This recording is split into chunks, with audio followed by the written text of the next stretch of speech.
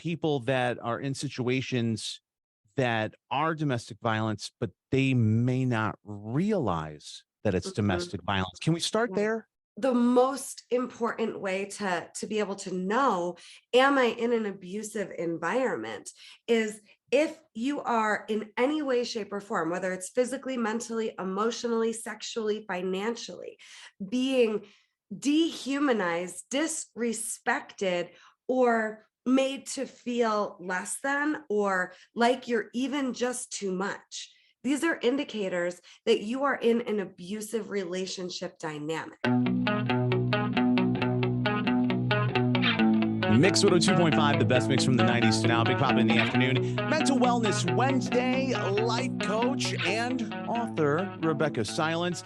The book that is out now, Coming Back to Life. Get it wherever you get your books. Also, if you want to learn more about Rebeccah at RebeccahSilence.com. Rebeccah, how are you? Well, I am very well and so happy to be here. Hi, everybody. We're going to get serious today. It is Domestic Violence Awareness Month. And a lot of people don't like to talk about it because it can turn into a really dark conversation, but it's an important conversation that should be had and should be had more often. Um, there are people that are watching this and listening that have gone through things. There are people that are going through things and know that they're going through things, but there are also people and this is where I want to start, people that are in situations that are domestic violence, but they may not realize that it's Mhm. domestic violence. Can we start Yeah. there? Absolutely. And thank you for bringing this topic to our listeners today because it is so important. And I am an example of somebody that for years I was in violent environments, but it was so normal for me that it didn't even occur to me that anything messed up was happening. And yet it was so messed up. I am a woman who got out of a domestic violence marriage. I am not someone that will be speaking to you today from the perspective of reading about this topic. I've survived it and I've lived it. And I think the most important way to be able to know, am I in an abusive environment, is if you are in any way, shape, or form, whether it's physically, mentally, emotionally, sexually, financially, being dehumanized, disrespected, or made to feel less than, or like you're even just too much. These are indicators that you are in an abusive relationship dynamic. Now, an abusive dynamic has Before a before spectrum. before you before you before you continue, can you give examples Yeah, yeah, yeah. of So what that may look like? yeah, so I was being called names the first couple of years with my ex-husband on the daily, but in a way where it was playful and he was acting like he was joking. That was the beginning. And there's a spectrum here and it builds, right? So it can be anything from name calling to controlling behaviors. My ex-husband was saying, I don't want you to take this job. I don't want you, waiting tables for extra money while you're in your master's program. There, it started out with name calling and some kind of controlling behaviors where he was trying to dictate what I was allowed to do and what I wasn't allowed to do.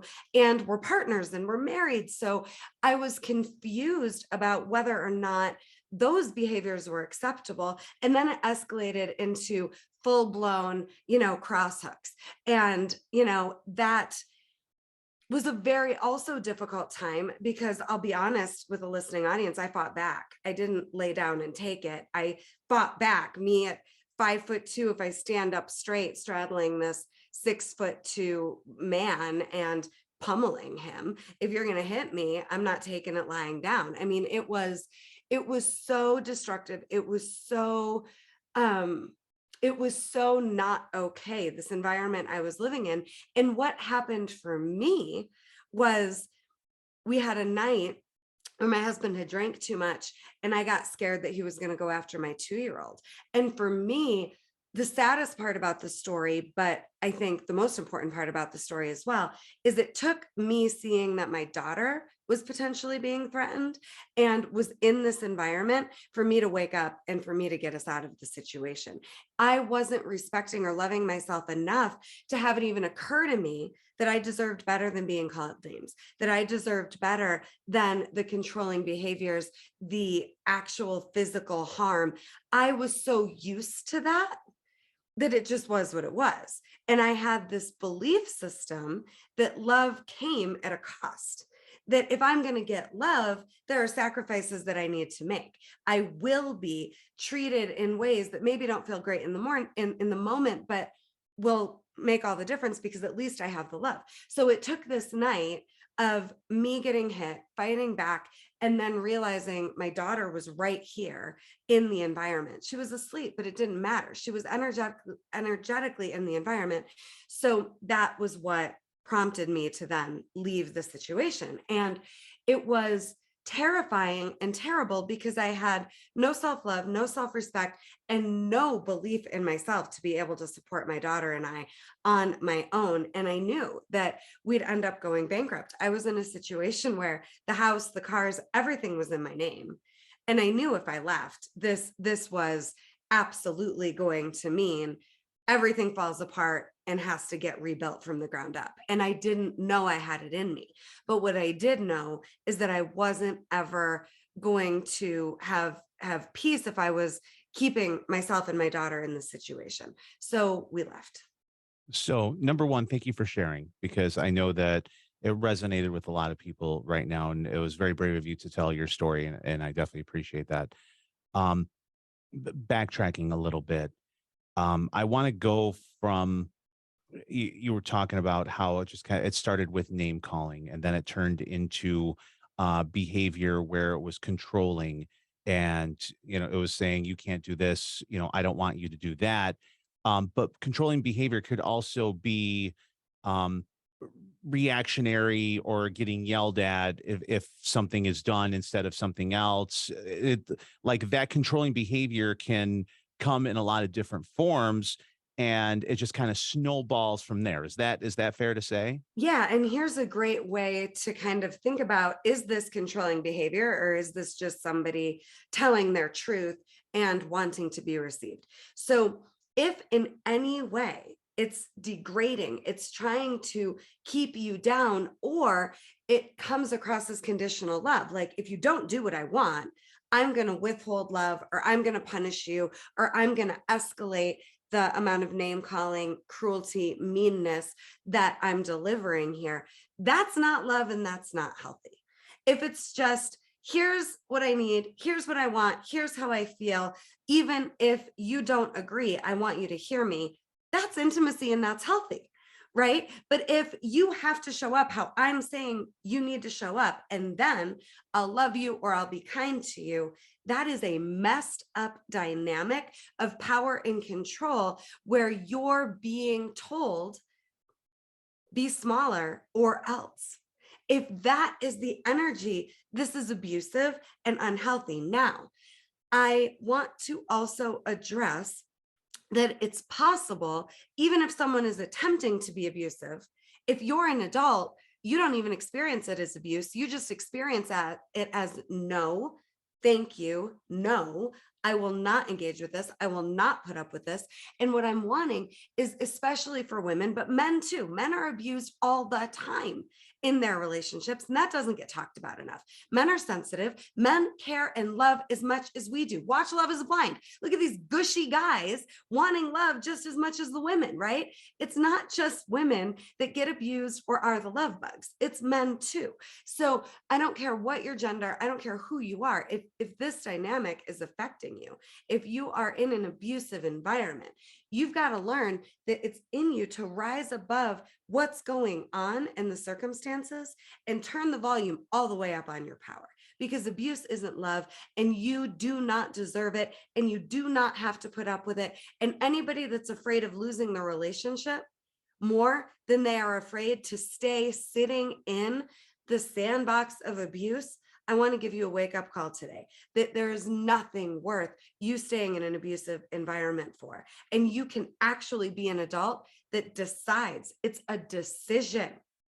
You are no longer willing to see yourself as abused or to even engage with abuse. You respect and love and care about yourself and your life too much and the other person, right? You engaging, it is not healthy for the other person either. And the big, big, big message I also want everybody to hear today is that the aggressor, the abuser, they are just as powerless as their victims. They were abused. That's why they're behaving this way. We either in an abuse cycle become the victim or become the perp. Both are powerless. And then either way, we're screwed if we stay in the dynamic. The abuser is unhappy. The abuser is in pain just as much as the victim. And somebody needs to break the cycle. So if you're listening, if you're the person in the family that says no more, right? And we wouldn't be adults in abusive scenarios if we didn't in our childhoods learn this is normal. Period. End of story. That doesn't Right. blame your parents, but it's a fact. And you can be the one that says, I won't engage in this. I won't identify as abused or abusive. I recently did an episode on the Healing is Possible experience, educating people on abuse for 1 straight hour. You can go to my YouTube channel and you can check it out. You can go to RebeccahSilence.com today, sign up for and take my free trigger and trauma release method masterclass to give you access to your power again and to possibilities again. But no, it's not worth it. It's not healthy. And you're going to have to be the one to say, no, I deserve better if anything is going to change. And the best resource, one of the best in the country that I know of, is the YWCA in Utica, New York. If you Before need help, before you get there, because yeah, that actually is part of the answer that I want to ask now. yeah, Um, I want to ask you about getting out of the situation. yeah, And twofold, and it may be the same answer, but getting out of an abusive relationship where it has not gotten physical, yeah. and then getting out of an abusive relationship that is physical. It may be the same answer, it may not be, but I wanted to lay it out both ways in case they're separate answers. Absolutely. So, what I will say is that it doesn't have to get worse before you get brave enough to do something about the situation, right? So, Right. no matter where you find yourself in the spectrum, and maybe you're the one that's being abusive and you're listening, I have just as much compassion for you as I do for anybody in whatever capacity they find themselves in an abusive dynamic, right? The point is it needs to end. You don't need to model this for your kids. It can get healthier and better. But no matter where you are in the spectrum, you've got to be brave enough to say no more. You've got to be brave enough to decide, I'm no longer willing to live like this. And I'm begging you to be brave enough to not let it get worse before you'll do something about it. Right. So, first of all, if you even have an inkling that you may be in an abusive situation, you've got to be brave enough to find support immediately. Find a therapist, find a coach, or contact the YWCA right away for support and someone to talk to about your situation. If it is physical, no question, you cannot be under the same roof.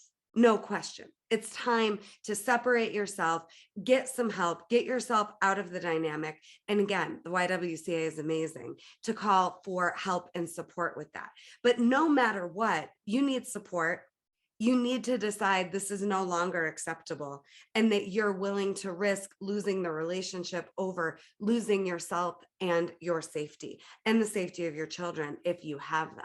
But get help and support. I have had therapists and coaches every step of the way along my journey to being fully me and owning my power fully. And when I decided to leave my ex-husband, 40, I'm not even kidding, 40 women and their spouses showed up at my house to move my daughter and I, who was only 2. We were in and out less than 4 hours. We had moved me out of this big house in Colorado into a tiny, shitty little apartment. Curtains were hung, new tires were on my car, everything was unpacked.